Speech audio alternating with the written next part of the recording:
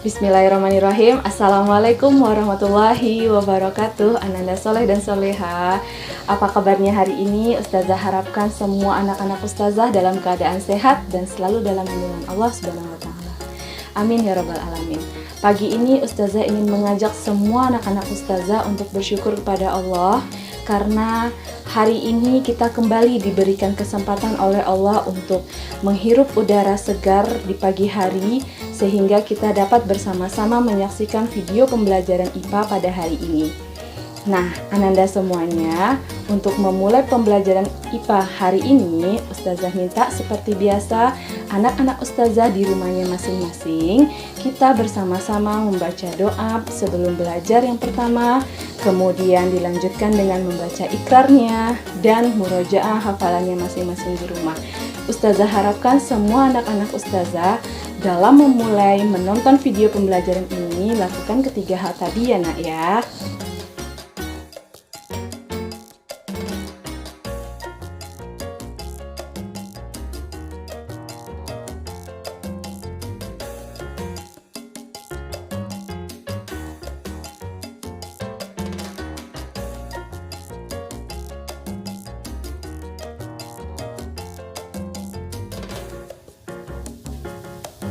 Oke, baiklah Nanda, kita masuk ke materi baru, yaitu mengenai yang namanya listrik statis. Nah, listrik statis itu disebut juga dengan listrik tidak mengalir. Nah, jadi untuk kita dalam mempelajari listrik statis ini, Ananda jangan membayangkan listrik yang ada di rumah kita, yang menyalakan lampu, yang menyalakan televisi, yang menyalakan kipas angin, dan lain-lain sebagainya alat elektronik di rumah itu bukan namanya listrik statis, tapi itu adalah listrik dinamis. Nah, itu akan kita pelajari setelah ini. Untuk sekarang kita fokusnya ke listrik statis yang merupakan listrik yang tidak mengalir. Oke, perhatikan gambar ilustrasi ini. Di sini ada penggaris plastik, kemudian ada sobekan kertas kecil. Nah, di sini gerakan sobekan kertas kecil ini dia mendekati si penggaris plastik. Nah, di sini ada katanya, mengapa penggaris plastik yang digosok-gosokkan pada rambut dapat menarik kertas-kertas kecil ya. Kan bisa tuh kita ya, coba Ananda di rumah masing-masing, jika ada penggaris plastik, kemudian sobek kertas kecil-kecil, gosokkan penggaris plastiknya ke rambut masing-masing, kemudian dekatkan ke sobekan kertas yang kecil-kecil itu, otomatis sobekan kertas itu akan melengket dia ke penggaris plastik. Nah, itu yang dinamakan listrik statis. Nah, di sini katanya untuk dapat menjawab pertanyaan di atas, kita perlu dulu memahami tentang atom. Kenapa ya sobekan kertas itu dia bisa lengket ke penggaris plastik yang sudah kita gosok-gosokkan ke rambut atau ke kain terlebih dahulu. Nah, kita harus tahu dulu itu tentang atom. Baik Ananda. Nah, di sini atom ini merupakan zat ya. Kita ambil satu contoh, itu contohnya kayu, misalkan zat padat. Kemudian jika diambil satu materi atomnya, nah terbentuklah gambarnya yang seperti sebelah kanan. Di situ ada inti atom, kemudian ada yang bergerak-gerak warna merah itu, bola-bola merah itu yang namanya elektron. Jadi satu atom itu terdiri dari inti atom dan elektron. Kemudian di inti atom ini terdiri atas proton dan neutron. Nah, jadi satu atom ada muatannya yang namanya proton, neutron, dan elektron. Kemudian di sini partikel penyusun atom. Nah, itu ya. Yang pertama ada proton. Dia bermuatan positif. Kalau neutron yang kedua itu dia tidak bermuatan, artinya dia tidak ada dia netral seperti itu.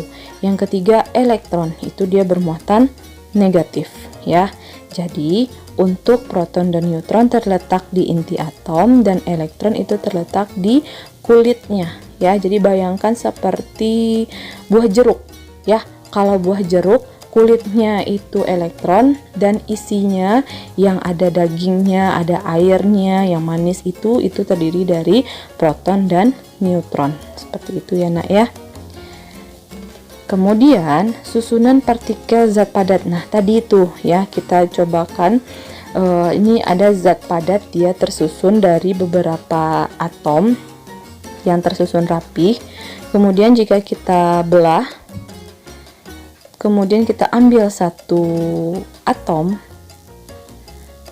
ya, atau satu partikel. Nah, ini hampir sama ya tadi ya, sama yang slide sebelumnya. Jadi satu partikel atau satu atom itu terdiri dari neutron yang muatannya netral, kemudian elektron yang muatannya negatif, yang putar-putar itu elektron, kemudian ada proton yang muatannya positif. Artinya dalam satu atom dia ada, misalkan kita ambil jumlahnya 2 elektron, 2 proton, dan 2 neutron.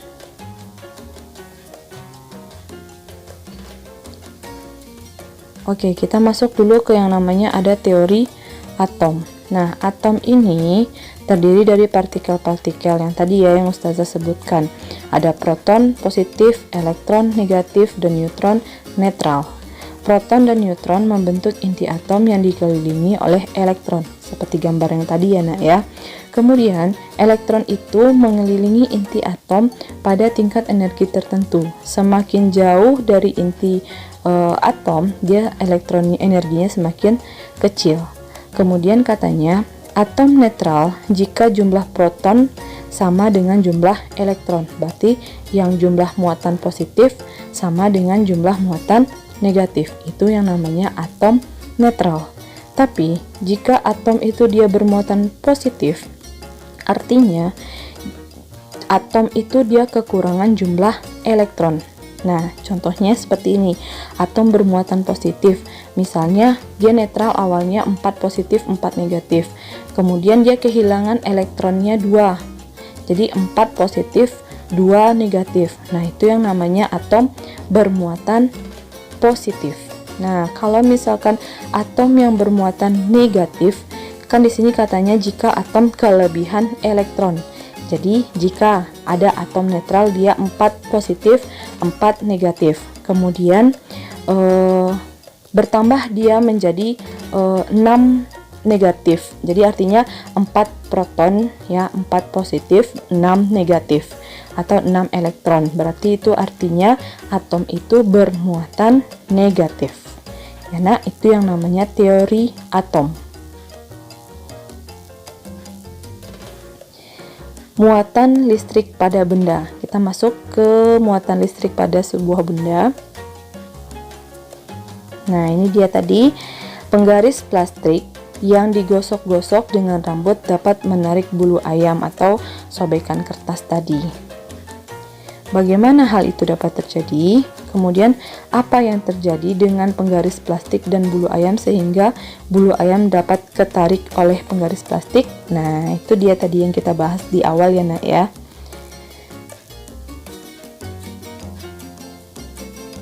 Oke, untuk mendapatkan muatan listrik pada sebuah benda itu bisa dengan cara menggosoknya ya. Dengan tadi caranya menggosokkan penggaris plastik ke rambut. Kemudian, nah ini dia contohnya, ilustrasinya. Di sebelah kiri ada penggaris plastik, kemudian di sebelah kanan yang kotak-kotak biru kuning ini itu adalah kain wol. Kita ambil contohnya. Nah, sama-sama penggaris plastik itu muatannya masih netral, artinya dia memiliki 8 buah muatan positif dan 8 buah muatan negatif. Sama juga dengan kain wol ini, dia masih netral, memiliki 8 buah muatan positif dan 8 buah pula muatan negatif. Kemudian kan masih netral ya. lanjut digosok-gosokkan itu penggaris plastik dengan kain wol. Ternyata penggaris plastiknya nih, plastik yang digosok-gosokkan dengan kain wol, maka plastik itu akan menjadi bermuatan negatif, listrik negatif ya, karena elektron pada kain wol itu pindah ke plastik seperti itu ya nak ya.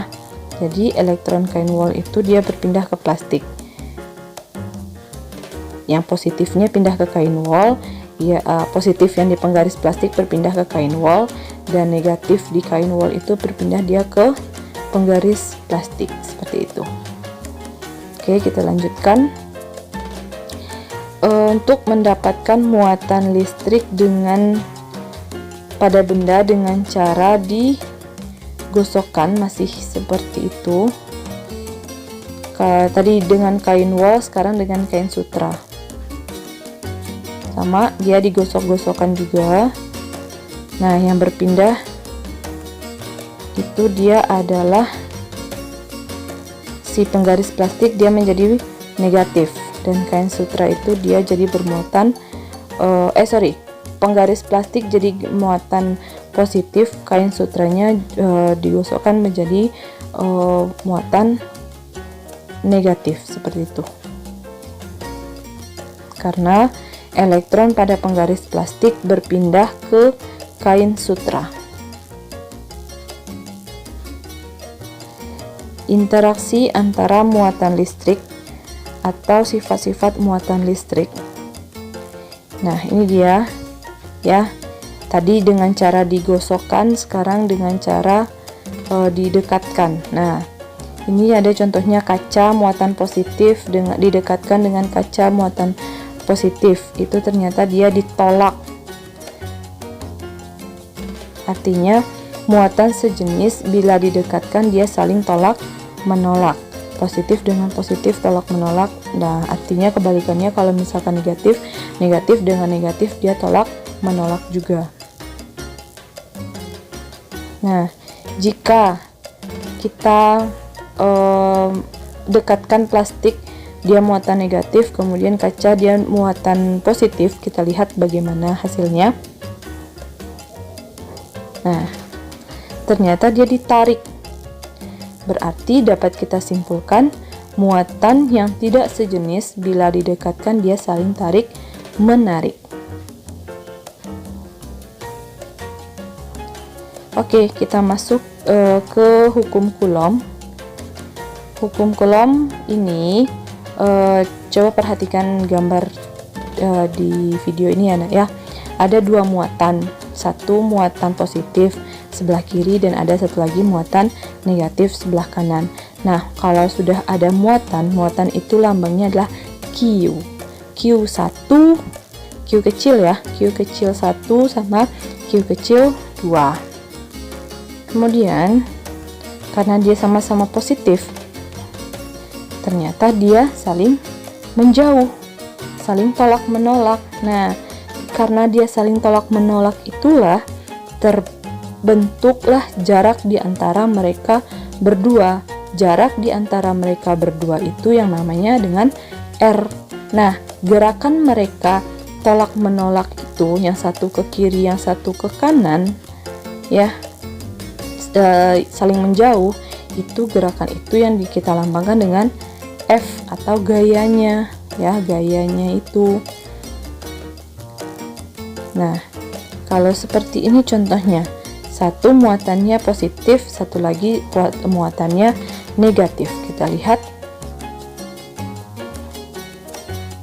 Oke, akhirnya dia saling tarik menarik. Nah, di sana juga terbentuk dia jarak, ada jarak R, kemudian ada gaya juga karena dia saling tarik menarik. Nah, artinya besar gaya tarik atau tolak antara muatan sebanding dengan besar muatan masing-masing dan berbanding terbalik dengan kuadrat jarak antara kedua muatan. Jadi kalau ditanya apa bunyi hukum Coulomb, itu merupakan besar gaya tarik tolak atau gaya menarik antara muatan sebanding dengan besar muatan masing-masing dan berbanding terbalik dengan kuadrat jarak antara kedua muatan. Jadi jika kita rumuskan dalam bahasa fisikanya yang kalimat di atas ini, coba perhatikan yang di dalam kotak berwarna biru muda. F itu adalah gayanya, mau gaya tarik ataupun gaya tolak itu lambangnya tetap F. Kemudian sama dengan, dia sebanding dengan muatan masing-masing, artinya sebanding dengan Q1 dan Q2. Berbanding terbalik artinya per dengan kuadrat jarak, per R kuadrat. Nah, di sana ada K. K itu adalah ketetapan konstanta ya. Jadi rumus hukum Coulomb itu F sama dengan K kali Q1 kali Q2 per R kuadrat ya. Oke, di mana ketetapan konstanta itu nilainya 9 kali 10 pangkat 9 Newton meter kuadrat per Coulomb kuadrat. Nah, untuk memahami penggunaan rumus ini lebih lanjut, Ananda bisa memperhatikan contoh soal berikut ini.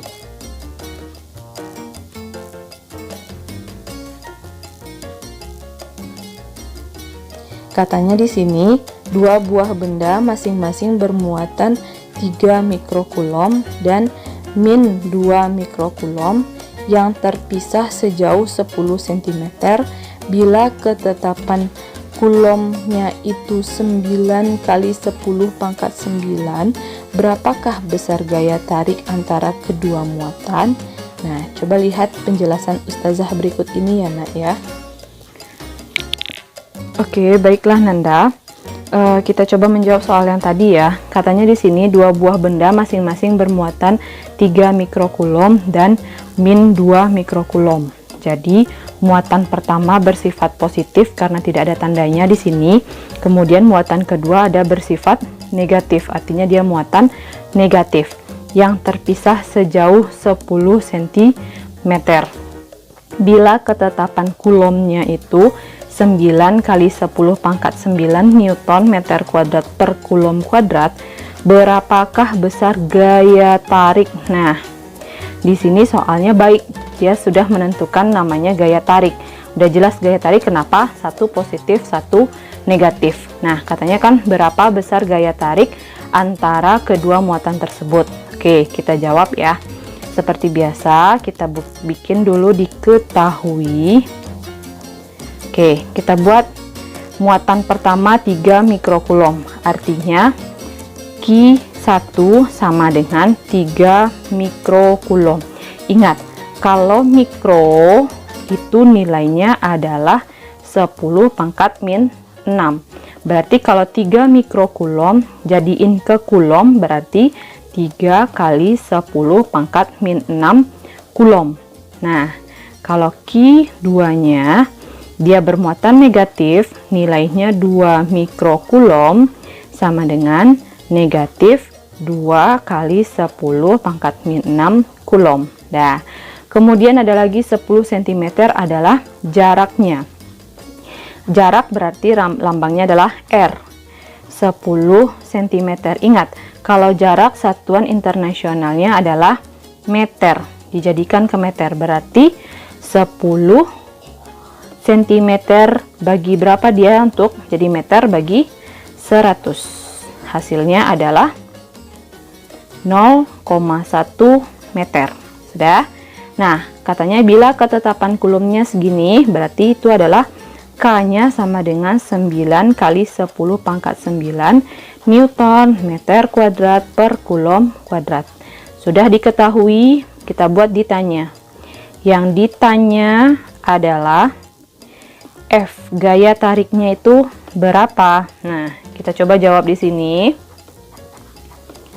Oke, nak, jawab kita awal-awal seperti biasa untuk memudahkan kita bikin dulu rumusnya. F sama dengan K kali Q1 kali Q2 per R kuadrat. Sudah? Masukkan nilainya. K-nya segini. 9 kali 10 pangkat 9 dikali. Q1-nya ini dia. 3 kali 10 pangkat min 6. Q2-nya segini dia. 2 kali 10 pangkat min 6. Masukkan minnya ini, yang negatifnya ini tidak usah karena ini hanya menentukan muatannya saja. Kita hanya masukkan nilainya saja ya nak ya. Oke, selesai. Per R kuadrat. R kuadratnya, R-nya 0,1 berarti dikuadratkan. Sudah sampai sini ya nak ya. Kita lanjutkan. Nah, untuk memudahkan kita, di sini ada 9, 3 sama 2. Dah, 9 kali 3 kali 2 itu berapa kira-kira nak? 54 ya, kali.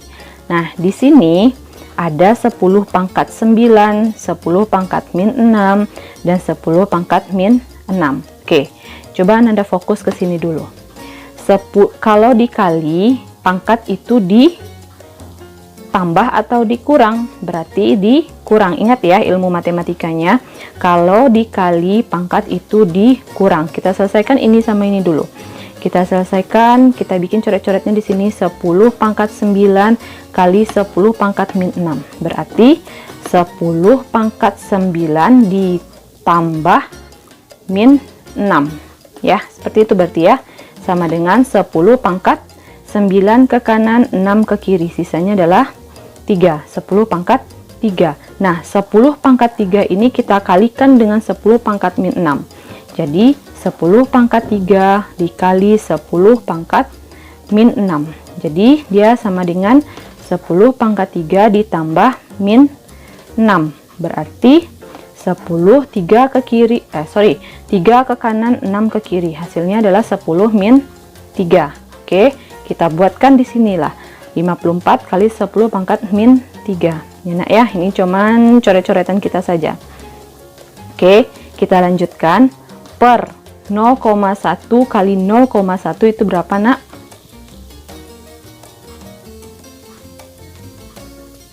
Hasilnya adalah 0,01 ya, 0,01. Nah, untuk memudahkan kita supaya tidak pusing-pusing mencari dengan ada angka desimal di sini, kita ubah dia ke dalam bentuk pangkat ya. 54 kali 10 pangkat min 3 per, kalau dua angka di belakang koma berarti dia 10 pangkat min 2 ya. Ingat ya, pelajaran kita di kelas 8 Ustazah sudah sering menggunakan cara fisikanya seperti ini. Kalau dia 3 angka belakang koma berarti 10 pangkat min 3. Kalau misalkan dia 2 angka belakang koma berarti dia 10 pangkat min 2. Nah, kalau sudah seperti ini, kebetulan di depan 10 pangkat min 2 ini tidak ada siapa-siapa, berarti 54 bagi 1 hasilnya adalah 54. Nah, kita selesaikan yang ini. Kalau dibagi pangkat dikurang. Nah, kita coret-coret di sini lagi. 10 min 3 bagi 10 min 2. Artinya 10 min 3 dikurang min 2. Berapa hasilnya? 10 min 3 tambah 2. 3 ke kiri, 2 ke kanan, sisanya adalah min 1. Berarti 54 kali 10 min 1. Hasilnya, kalau 10 min 1 naik koma ke atas 1. Sini taruh berarti ya. Berarti hasil akhirnya adalah 5,4 Newton. Ini dia hasil akhirnya ya nak ya.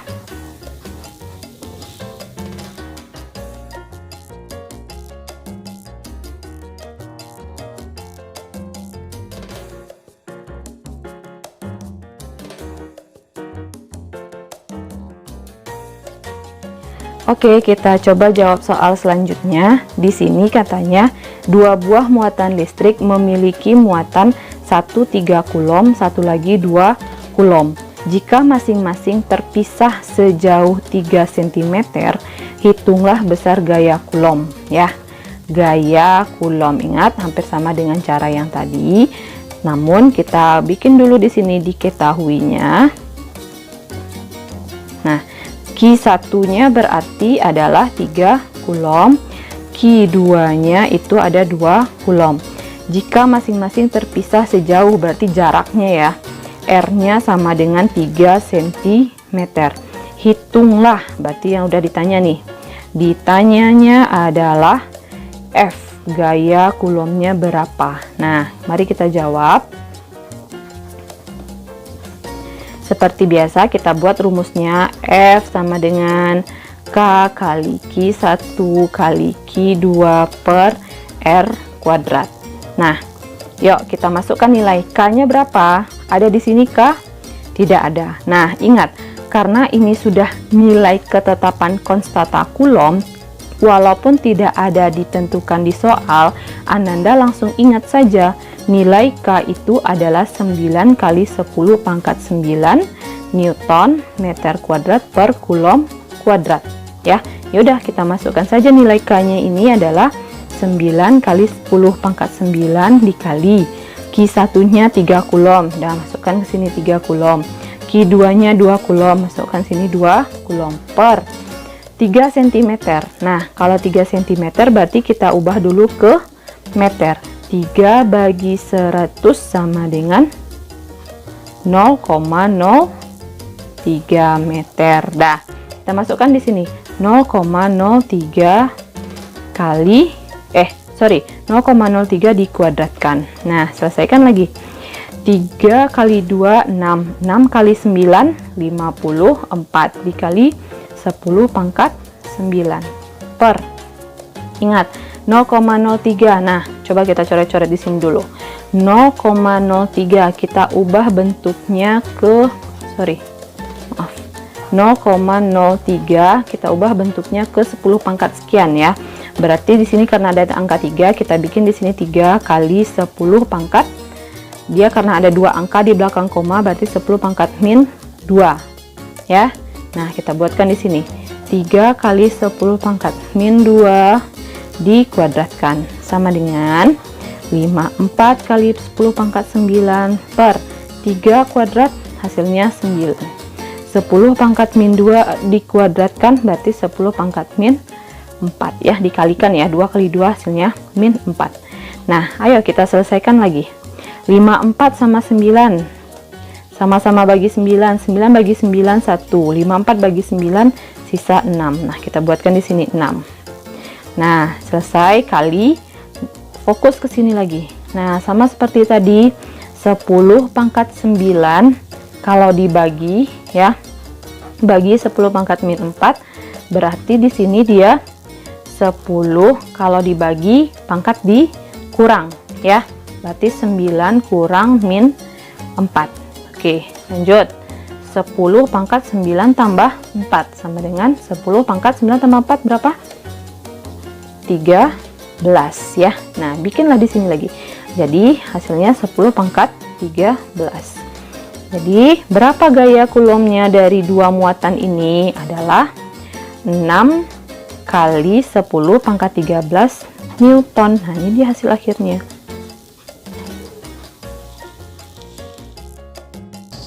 Baiklah Ananda, sekian untuk hari ini.